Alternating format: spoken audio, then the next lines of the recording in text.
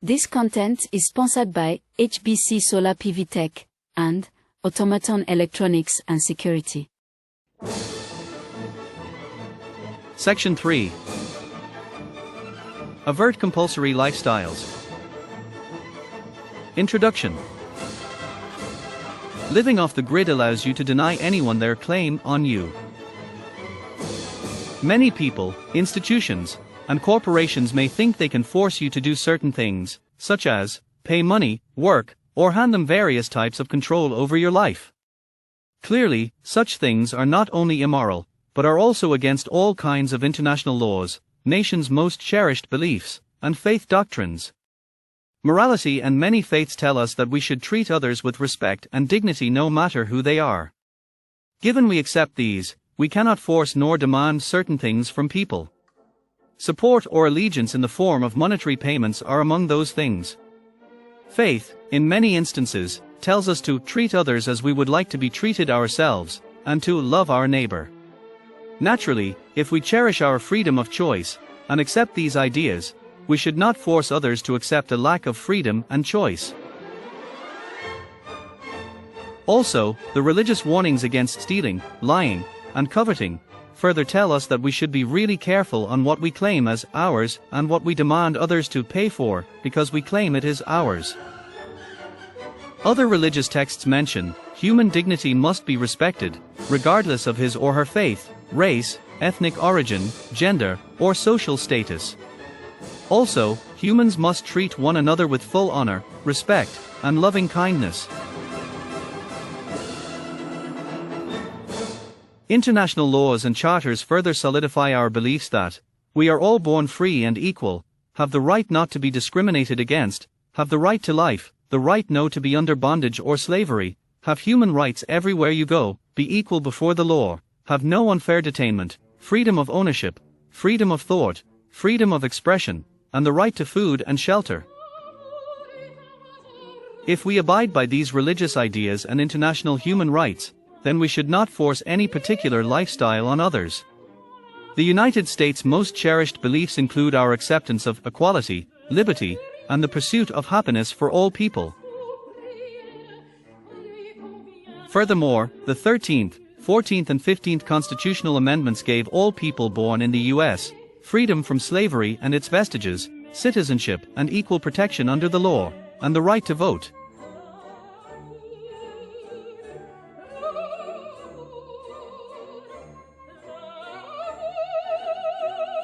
Living off the grid empowers you to give those people, institutions, and corporations that wish to violate your human, constitutional, and religious rights the finger.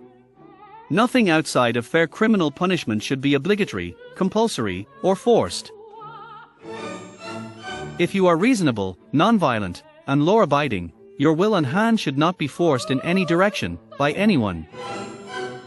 You should be trusted and free to make all decisions that you find reasonable for yourself and your dependents. This is what free nations claim to have, freedom and justice. Yet, they have allowed too many of its powerful people, institutions, and corporations to impose slave-like compacts on their citizenry.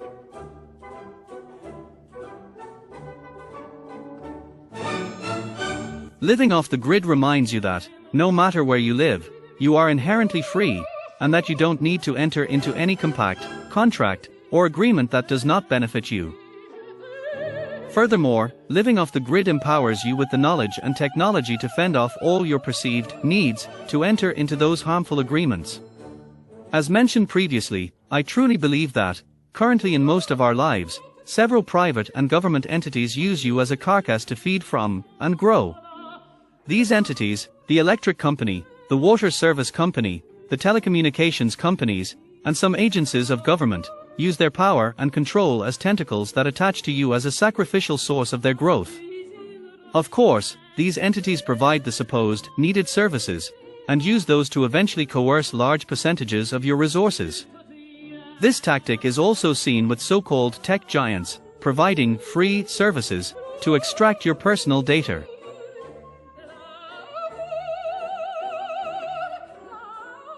Again, greed, corruption and abusive power quickly overtake these entities, and they begin to do harm to most of us. Figuratively, these entities have quickly evolved to monsters, largely because of the for-profit system that they operate under. A system that, if unchecked, can drain the goodwill from nearly everything in our society. I believe most of us have been born into bondage to these entities. And many of us believe that we must be permanently subservient to them. But that is just what we have been trained to think, and has been solidified when we become working individuals. We believe that we must pay for your power bill, pay for your water, pay for your communication, pay for your food. Pay for everything until you die. Pay for everything. Or get evicted, be homeless, or be outcast from society, or be jailed, or have no credibility, credit, etc. It is as if you must pay to be alive and take space in your own nation. This is the definition of slavery.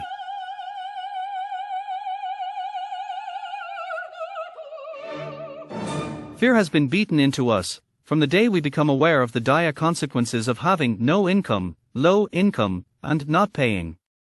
I believe our world has enough resources to have everyone carry fulfilling and happy lives, free of charge. Yet, we are forced to believe that there is not enough for everyone, and that, despite our supposed advances in our economies, most people must still live in poverty. And we are taught to believe that submitting to the demands of the grid, i.e. working for and paying to someone else, for most of your life, is the only way to escape poverty and despair. An off-grid lifestyle rejects this idea.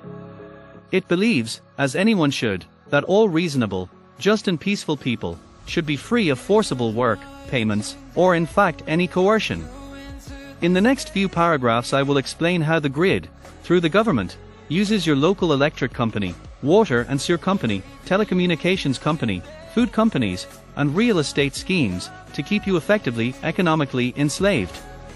I will offer statistical data, real-life testimonies, and solid arguments that definitely prove this point. These will offer you extremely important rationales for you to embrace this lifestyle. So, get ready to be shocked, and perhaps hopping mad, and fist-waving angry at the many bold and blatant abuses of the grid.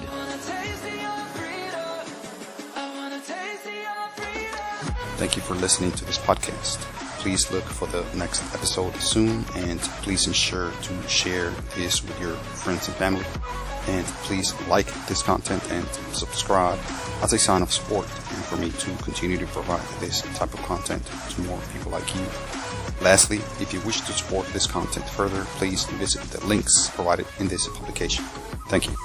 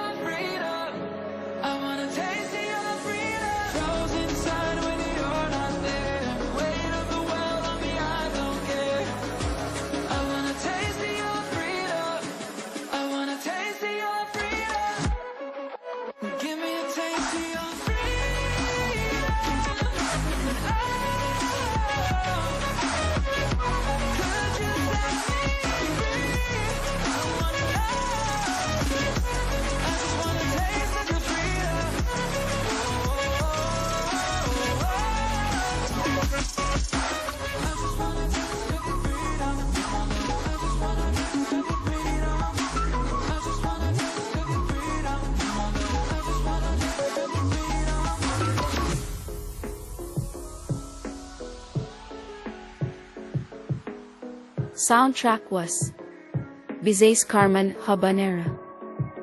by Maria Callas. Hamburg, 1962. And Freedom, NCS release. By 32 Stitches and CHENDA, Harley Bird.